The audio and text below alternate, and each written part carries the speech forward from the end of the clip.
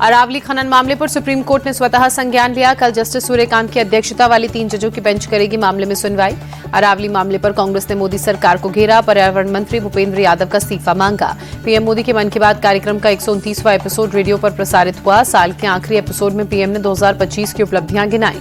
PM Modi ने कहा 2025 में भारत ने हर क्षेत्र में नई छाप छोड़ी। ऑपरेशन सिंदूर की दुनिया भर में चर्चा। आज का भारत अब अपनी सुरक्षा से समझौता नहीं करता। मन की बात कार्यक्रम में मोदी ने कहा आज दुनिया भारत को उम्मीद से देख रही है। देश नए संकल्प के साथ नए साल में बढ़ने को तैयार। स्वामी विवेकानंद की जयंती पर यंग लीडर डायलॉग का आयोजन होगा। मन की बात कार्यक्रम में पीएम मोदी ने इसका ऐलान किया।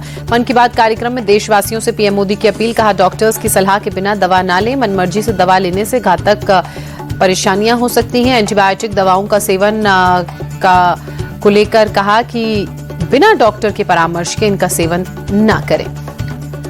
बीजेपी के राष्ट्रीय कार्यकारी अध्यक्ष नितिन नबीन ने दिल्ली में मन की बात कार्यक्रम को सुना। सांसद बांसुरी स्वराज भी मौजूद रहीं। मध्य प्रदेश सीएम डॉक्टर मोहन यादव ने इंदौर में पीएम मोदी के मन की बात कार्यक्रम को सुना।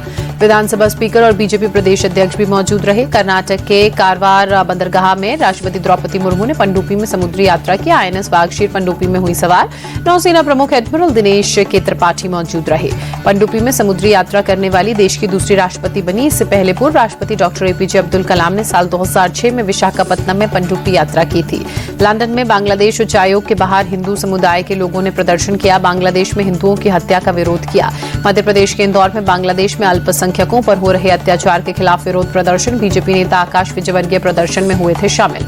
लखनऊ में बीजेपी अल्पसंख्यक सेल ने प्रदर्शन किया। हिंदुओं पर हो रहे अत्याचार के विरोध में बांग्लादेश के मुख्य सलाहकार मोहम्मद यूनुस का पुतला जलाया। मुंबई में ऑल इंडिया सुन्नी जमीयतुल उलमा के सदस्यों ने प्रदर्शन किया। बांग्लादेश में हिंदुओं पर हो रहे अत्याचारों को लेकर विरोध व्यक्त किया। देश की सबसे पुरानी राजनीतिक पार्टी कांग्रेस का 140वां स्थापना दिवस आज। दिल्ली स्थित पार्टी दफ्तर में खड़गे ने झंडा फहराया। सोनिया गांधी भी इस दौरान मौजूद रहीं। कार्यक्रम में शशि थरूर, दिग्विजय सिंह शामिल हुए। सचिन पायलट, अजय माकन, सीएम सुक्खू समेत कई नेता मौजूद रहे। कांग्रेस अध्यक्ष मल्लिकार्जुन खड़गे ने बीजेपी पर निशाना साधा। कहा बीजेपी बांटने का और हम जोड़ने का काम करते हैं। कांग्रेस ने धर्म को आस्था माना। बीजेपी ने इसे राजनीति बना दिया। कांग्रेस मुक्त भारत का सपना देखने वालों को खड़गे का जवाब। कहा कांग्रेस एक विचारधारा, ये कभी खत्म नहीं होगी। संविधान और लोकतंत्र की रक्षा के लिए लड़ाई जारी रखी जाएगी। दिग्विजय सिंह ने पीएम मोदी की पुरानी तस्वीर शेयर कर बीजेपी और आरएसएस की तारीफ करते हुए कहा यहां जमीन पर बैठकर भी सीएम और पीएम बनते हैं। अंत में जय सिया राम लिखा। आरएसएस की तारीफ पर दिग्विजय सिंह की सफाई। कहा मैंने कुछ गलत नहीं कहा। कभी बीजेपी आरएसएस का समर्थन नहीं किया। विरोधी हूं और रहूंगा। आरएसएस को लेकर दिए बयान पर दिग्विजय सिंह ने कहा हर संगठन को मजबूती की जरूरत। हमें गोडसे जैसे हत्यारों से कुछ सीखने की जरूरत नहीं। आरएसएस को लेकर दिग्विजय सिंह के बयान पर सुप्रिया सुनेत ने कहा उनके बयान को बीजेपी ने तोड़ मरोड़ के पेश किया। आरएसएस से हमें कुछ भी सीखने की जरूरत नहीं बल्कि उन्हें हमसे सीखना चाहिए। आरएसएस को लेकर दिग्विजय सिंह के बयान पर पवन खेड़ा ने कहा संघ से सीखना जैसे कुछ नहीं। गोडसे के लिए जानी जाने वाली संस्था गांधी द्वारा स्थापित संस्था को क्या सिखा सकती है। दिग्विजय सिंह के आरएसएस वाले बयान पर शशि थरूर ने कहा अनुशासन सीखना बहुत जरूरी, चाहे आप कोई भी पार्टी में हो। अधिकारियों की नाराजगी और सीएम को पत्र लिखने के मामले में बोले बिहार के डिप्टी सीएम विजय सिन्हा अराजकता का माहौल नहीं करेंगे स्वीकार, जनता के लिए करेंगे काम। बिहार के उप मुख्यमंत्री सम्राट चौधरी को लेटर लिखने पर बोले तेज प्रताप यादव मेरी जान को खतरा इसलिए मैंने सुरक्षा की मांग की। तेज प्रताप यादव का बयान बोले मैंने सचिवालय पुलिस स्टेशन में एफआईआर दर्ज कराई। टीएमसी चुनावों को लेकर सीएम फडणवीस ने कहा महायुति में सीट बंटवारे को लेकर सकारात्मक बातचीत, गतिरोध खत्म होकर जरूर होगा गठबंधन। टीएमसी चुनावों में महायुति को डब्बा वाला संगठन का साथ मिला, समर्थन देने की घोषणा की। पिछली बार उद्धव ठाकरे का किया था समर्थन। पूर्व केंद्रीय मंत्री अरुण जेटली की आज जयंती। रक्षा मंत्री राजनाथ सिंह, स्वास्थ्य मंत्री जेपी नड्डा ने श्रद्धांजलि दी। गोवा अग्निकांड मामले में मजिस्ट्रियल जांच की रिपोर्ट सामने आई। रिपोर्ट में कई बड़े खुलासे। स्थानीय पंचायत, गोवा प्रदूषण नियंत्रण board, Goa coastal zone management authority की गंभीर लापरवाहियां उजागर। रिपोर्ट के मुताबिक क्लब का ट्रेड लाइसेंस 2024 में हो चुका था खत्म। बावजूद इसके पंचायत ने ना तो परिसर को सील किया ना संचालन पर रोक लगाई। शिकायतों के बाद भी एनओसी जारी रखी।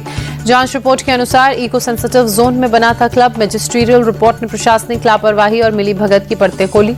सुप्रीम कोर्ट पहुंचा उन्नाव रेप केस का मामला। सीबीआई ने कुलदीप सेंगर की जमानत को दी चुनौती। सीबीआई की याचिका पर सुप्रीम कोर्ट कल करेगी सुनवाई। दिल्ली हाई कोर्ट ने कुलदीप सेंगर की जमानत दी थी।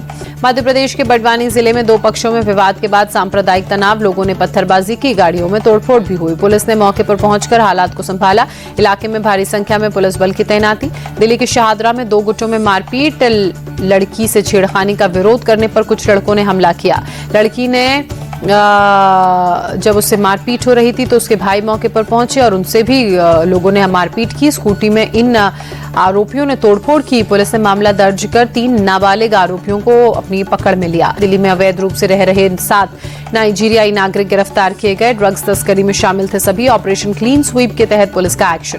राजस्थान के जालौर में हनी ट्रैप में फंसाकर व्यापारी का अपहरण, होटल में मिलने के बहाने बुलाकर किडनैप किया। परिवार वालों से 1.5 करोड़ की फिरौती की मांग की। पुलिस ने तुरंत एक्शन लेते हुए महज 6 घंटे के अंदर व्यापारी को बचाया। मामले में महिला समेत 4 लोग आरोपी। आगे की जांच में पुलिस जुटी। मिर्जापुर में मुस्लिम युवक ने हिंदू युवक पर ब्लेड से हमला किया। अलाव तापते वक्त दोनों के बीच विवाद हुआ। पुलिस ने 4 लोगों को हिरासत में लिया। मुख्य आरोपी की तलाश जारी। पंजाब के गुरदासपुर में अपराधी बेखौफ 2 अज्ञात बदमाशों ने फूड आउटलेट के बाहर गोलीबारी की। सहारनपुर में सड़क हादसे पर 4 लोगों की मौत। पेड़ से कार टकरा गई जिस कारण हादसा हुआ। शुरुआती जांच में तेज रफ्तार हादसे का कारण, पुलिस जांच में जुटी। दिल्ली में प्रधानमंत्री उज्ज्वला योजना के तहत 5100 परिवारों को गैस कनेक्शन का वितरण हुआ। मुख्यमंत्री रेखा गुप्ता मौजूद रही। दिल्ली की मुख्यमंत्री रेखा गुप्ता ने कहा, ये सरकार का संकल्प है कि दिल्ली के हर घर में गैस सिलेंडर और गैस कनेक्शन हुआ। गोवा सीएम प्रमोद सावंत ने सांखली में जनता दरबार लगाया। 1 एकड़ लोगों की फरियाद सुनी। उड़ीसा के अंगुल में स्वच्छता अभियान का आयोजन, केंद्रीय मंत्री धर्मेंद्र प्रधान शामिल हुए। झाड़ू से सफाई करते दिखे।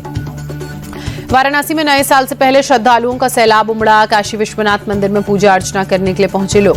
गंगा घाट और काशी विश्वनाथ मंदिर के आसपास के इलाकों से तस्वीरों में अब लोगों की भारी भीड़ नजर आई। जम्मू में रन फॉर यूनिटी मैराथन का आयोजन, बड़ी संख्या में युवाओं ने लिया हिस्सा। दिल्ली में सांस लेना मुश्किल, आनंद विहार इलाके में गंभीर श्रेणी में AQI 445 दर्ज, स्मॉग की मोटी परत छाई।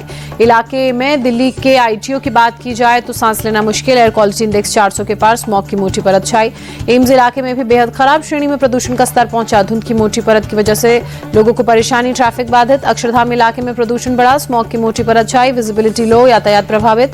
दिल्ली के नजफगढ़ इलाके में भी प्रदूषण की मार, एयर क्वालिटी इंडेक्स बेहद खराब श्रेणी में पहुंचा। इलाके में स्मॉग की वजह से लोगों की परेशानी बढ़ी। मेरठ में ठिठुरन बढ़ी, न्यूनतम तापमान 9 डिग्री सेल्सियस रहने का अनुमान। शहर के कई हिस्सों में घना कोहरा छाया। यूपी के कानपुर में शीतलहर का कहर। शहर के कई हिस्सों में धुंध की सफेद चादर बिछी। विजिबिलिटी कम होने से ट्रैफिक प्रभावित हुआ। बुलंदशहर में शीतलहर के साथ घने कोहरे का प्रकोप। बीती रात कई जगहों पर विजिबिलिटी लो। कोहरे को देखते हुए सड़कों पर पुलिस की टीम उतरी। लोगों से सावधानी से गाड़ी चलाने की अपील की। हरियाणा के अंबाला में शीतलहर के साथ आसमान में छाया घना कोहरा। धुंध की सफेद चादर में विजिबिलिटी कम। हरियाणा के करनाल में भीषण ठंड के साथ कोहरे की डबल मार। घने कोहरे के चलते विजिबिलिटी बेहद कम हुई, जनजीवन प्रभावित हुआ। पश्चिम बंगाल के मेदिनीपुर में कपकपाती ठंड के साथ कोहरे का प्रकोप। धुंध की सफेद चादर से विजिबिलिटी कम हुई, परेशानी बढ़ी। असम के गुवाहाटी में ठिठुरन के साथ घने कोहरे का कहर। शहर के कई हिस्सों में छाई धुंध की मोटी परत।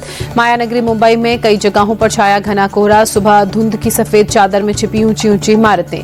एक हफ्ते में सोने के भाव में 6,177 रुपए की बढ़ोतरी। 10 ग्राम 24 कैरेट सोना 1,37,956 रुपए के पार पहुंचा। इस हफ्ते चांदी के दामों में भी 27,771 रुपए बढ़त हुई है। 1 किलो चांदी का दाम 2,28,107 रुपए पहुंचा। 2026 में 21,000 फ्रेशर्स भर्ती करेगी इन्फोसिस। प्रोग्रामर इंजीनियर के लिए 4 स्लैब्स में बढ़ी सैलरी। 21 लाख रुपए तक का पैकेज देगी कंपनी। 2026 में IPO लाने की तैयारी में जेप्टो जुटा। इशू के जरिए 11,000 करोड़ रुपए जुटाने का प्लान। कंपनी ने CAB को भेजा अपना ड्राफ्ट पेपर। 26 जनवरी को आएगा new generation Renault Duster. SUV में हाइब्रिड के साथ साथ मिलेंगे 3 इंजन ऑप्शन। कार की एक्सपेक्टेड प्राइस 10 लाख रुपए। Xiaomi 17 Ultra flagship smartphone launch. Leica lens के साथ 200 मेगापिक्सल कैमरा। फोन की शुरुआती कीमत 89,450 रुपए।